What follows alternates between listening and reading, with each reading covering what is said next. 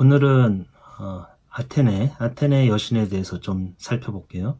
그 아테네 여신은 제우스의 딸이죠. 근데 제우스가 티탄 신들과의 전쟁에서 승리한 후에 첫 번째로 맞이한 그 부인이 메티스였어요. 메티스는 오케아노스하고 테티스 사이에서 태어난 딸인데, 오케아노스와 테티스는 대양 큰 강과 큰 바다의 신인데 3,000명의 딸과 3,000명의 아들이 있었죠. 그러니까 모든 그 큰 강들의 신이었어요. 그러니까 하여튼 그 딸 메티스는 지혜롭기로 아주 유명한 최고로 지혜로운 딸이었어요. 그래서 가장 지혜로운 그 여신, 그녀를 첫 번째 아내로 맞이합니다.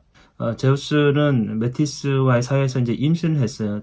메티스가 임신했을 때 어떤 일이 벌어졌냐면, 제우스가 메티스를 자기 몸속에다가 쑤셔 넣었어요.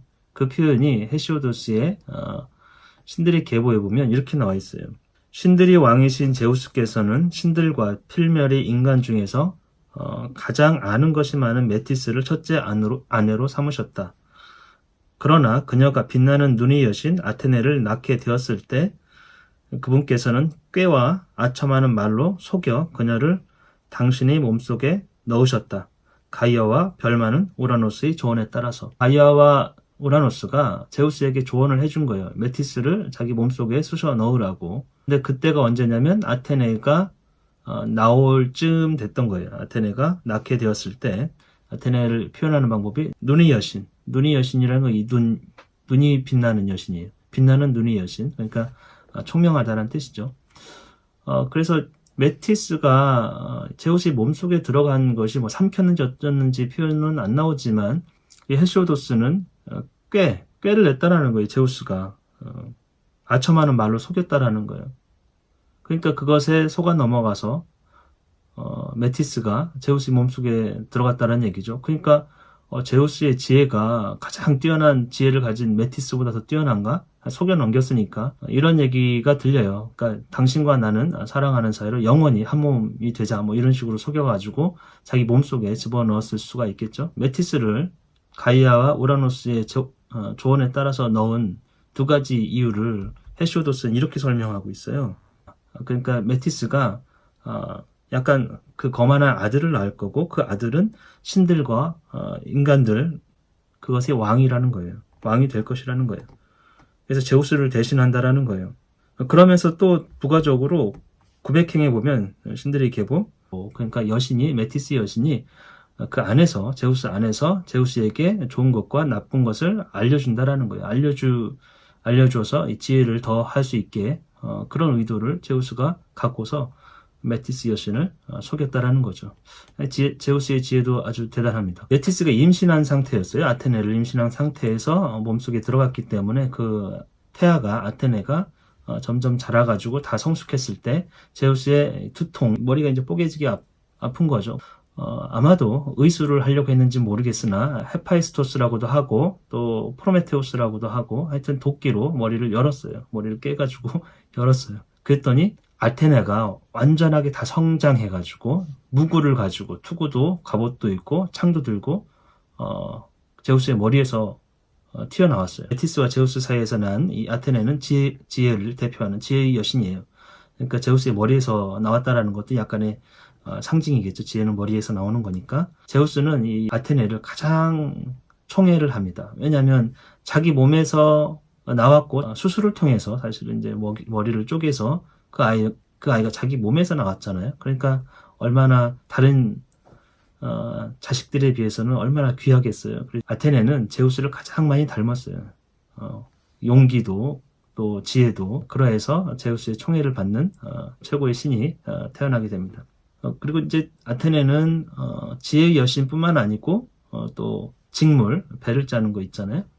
그것이 이 청동기 시대, 아주 고대 시대에는 굉장히 중요한 여인들의 일이었던 것 같아요. 그래가지고 그걸 주관하는 신이 있었던 거죠. 일상의 어떤 인간들의 일과 기술에 대해서도 신이 개입해서 또 아이디어를 주고 기술을 개발시키고 이랬던 거죠. 그것도 이제 그런 일을 하기 위해서는 신의 은총이 필요했던 것 같아요. 아테네는 전쟁의 신이에요. 전쟁. 근데 전쟁의 신이 그 둘이 있어요. 제우스의 자녀 중에서 하나는 아테네고 하나는 아레스예요. 아레스는 제우스와 헤라 사이에서, 그러니까 정실 부인이죠. 정식 부인이 헤라 사이에서 난, 어찌 보면은 혈통으로 보면은 아테네도 물론 첫 번째 부인, 정식 부인의 딸이니까 그렇지만 아레스도 그에 못지않은 헤라하고 관계에서 태어났기 때문에. 그런데 아레스는 전쟁의 신이지만 전쟁 중에서 어떤 신이냐면 전쟁이 일어나면 전쟁이 또 일으키는 그 과정에서 보면 아주 이성적이고 합리적인 게 아니고 분노와 광포 또 공포, 이런 광기, 충동, 불안정성 이런 것들을 갖고 있잖아요. 그렇죠? 이성이 완전히 마비된 상태로 어떤 전쟁이 치러질 수가 있어요. 그래서 그런 거를 대표한다라는 거죠. 아레스는. 반면에 아테네는 전쟁 중에서도 전략을 짜고 계획을 짜고, 그렇죠? 선한 전쟁도 있지 않습니까? 꼭 악한 전쟁이 아니고 불가피한. 하여튼 그런 것과 전쟁의 약간 좀 긍정적인 측면, 그런 부분을 아테네 여신이 다루고 있어요. 그래서 아레스는 전쟁의 신이지만 전쟁을 잘 못해요. 승리하는 경우도 별로 없어요. 예.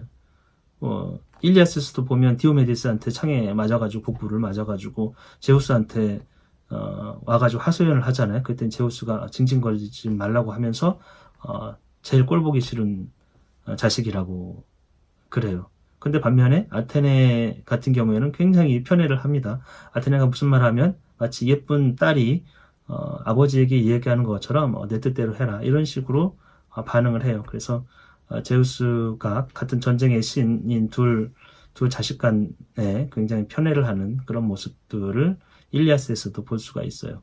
그 아테나이 주변에 그 지역을 아티케 지방이라고 그래요. 약간 이제 아테네를 둘러싸고 있는 그 주변 조금 더 큰 지역이 아티케라는 지역인데, 이 아티케의 주신, 숭배받는 신이 누구일지 그 지방의 지배권을 놓고 아테네하고 포세이돈이 다투게 됩니다. 지배권을 놓고. 그래서 인간들에게, 그 아테나의 주민들에게 어떤 신을 더 선호하는지를 선출을 하도록 그런 이제 그 대결을 하는데, 이 그리스 신들은 참 독재자의 모습이 좀 아니에요. 파리스의 심판도 보면은 신의 뜻을 그냥 정하면 되는데 인간에게 물어봐요. 그러면서 어떤 제안을 또 해요. 선물을 또 주고 자기 마치 공약을 얘기하는 것처럼. 이때도 아테네하고 포세이돈이 그 힘의 대결을 하는 게 아니고 인간에게 어떤 선물을 주면서 공약을 마치 이야기하는 그것을 실천하는 그런 모습들을 보여주거든요. 하여튼 뭐 민주주의 국가를 이룬 그리스의 색다른 모습이죠. 신들도. 그래서 포세이돈은 샘물, 보니까 이제 바다의 신이니까 아마 짠물이 나는 샘물이었던 모양이에요. 그리고 아테네는 올리브나무. 그리스 사람들은 올리브를 엄청 좋아합니다. 우리가 김치를 먹어서 건강해지는 것처럼, 건강하다고 생각하는 것처럼 아테네 사람들은 올리브를 굉장히 많이 먹죠. 몸에도 바르고. 그 올리브나무를 아테네가 선물로 준다고 그랬어요. 샘물보다는 올리브나무를 선택했죠. 훨씬 더 유용하다고, 자기들에게 이제 유용하다고 생각했던 것 같아요. 그래서 아테나이 그 도시국가에서 주로 숭배하는 신은 포세이돈이 아니고 아테네가 됩니다. 그리고 근데 이제 아테네는 전쟁의 신이면서 또 승리를 관장하는 신이란 말이죠. 그래서 아테나이뿐만 아니고 거의 그 본토 그리스와 섬들 또 식민지 도시국가에서도 이 아테네를 섬기는 그런 모습들이 흔하게 있어요. 그리고 일리아스에서도 보면은 일리아스 6권 아마 269행 정도에 보면은 그 이후로 헥토르가 전장에서 이렇게 성으로 다시 들어와서 어머니에게, 헤카베에게 이런 얘기를 합니다. 아테네 신전에 가서 제물을 바치라는 거예요. 정성껏. 그 얘기는 트로이아 성 안에도 이 아테네의 신전이 있었다라는 거고, 사제가 또 있어요. 거기 일리아스에도 표현되어 있습니다. 그럼에도 불구하고 아테네는 그 제물을 받지 않아요. 트로이아의 어떤 기도를 들어주지 않아요. 응답하지 않아요. 왜냐하면 파리스의 그 심판 이후로 트로이아를 미워하고 증오하고 멸망시키기까지 굉장한 일을 하거든요. 그런 사정을 모르고 이제 헥토르가 자기 도시국가를 수호해주는 여신이라 해가지고 아테네의 마음을 사려고 이렇게 제물을 바치죠. 그래서 거의 모든 그 당시에 도시국가에서 아테네를 섬기고 있었다. 그리고 아테네는 올림포스 많은 신들 중에서 사실 제우스 다음 2인자에 가까운 능력을 보여주고 있어요. 1인자의 총애를 받는 사람이 2인자겠죠. 헤라가 사실은 여왕이니까 2인자가 아닐까 뭐 그렇게 해석할 수도 있는데 이 일리아스에만 봐도 제우스가 헤라를 그렇게 곱게 보지는 않아요.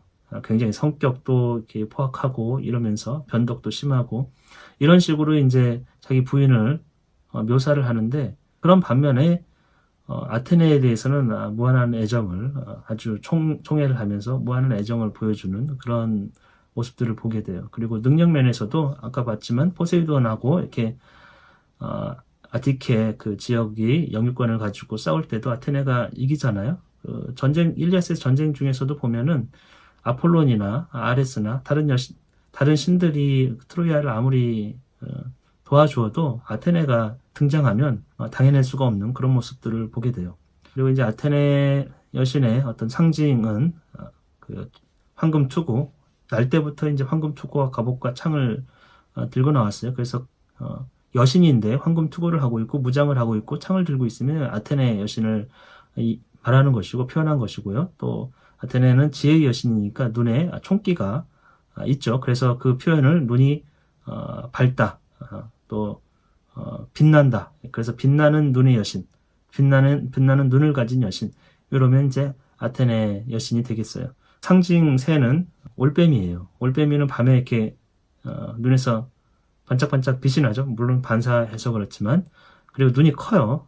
그래서 아마도 아테네 여신과 올빼미가 연결이 된 거 아닐까. 또 그리스어로도 약간 비슷하다고 해요. 그래서 그런 유사성 때문에 아테네 여신의 상징 새는 올빼미가 되고 서양 문화권에서는 올빼미는 지혜를 상징하는 또 창의력 그런 것들을 상징하는 어떤 동물이 되고 있어요. 올빼미 보면은 안경을 이렇게 딱 쓰고 굵은 안경을 쓰고 박사 모자를 한 것 같고 지혜를 다른 동물에게 이렇게 설파하는 그런 특징들을 가끔 작품들에서 볼 수가 있어요. 그래서 오늘 이 시간은 아테네에 대해서 조금 물론 그 이후에 아테네와 연결된 그런 이야기들이 무수하게 많습니다만은 일리아스와 관련돼 가지고서는 이 정도만 정리해도 충분히 어느 정도는 소화할 거라고 예상하고 있어요.